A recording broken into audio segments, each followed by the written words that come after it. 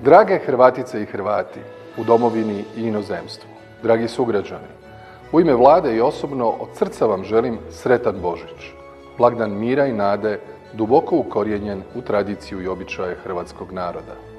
Neka vama i vašim obiteljima donese obilje radosti, ljubavi, uzajamnog poštovanja i razumijevanja.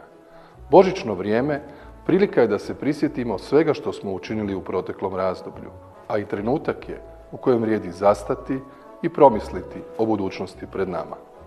Naša je zajednička obveza na temeljima kršćanske solidarnosti da nastavimo graditi društvo jednakih prilika za sve, vodeći računa o dostojanstvenom životu svakog čovjeka.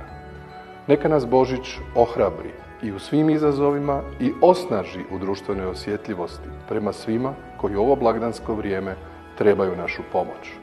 Želim vam blagoslovljen i čestit Božić.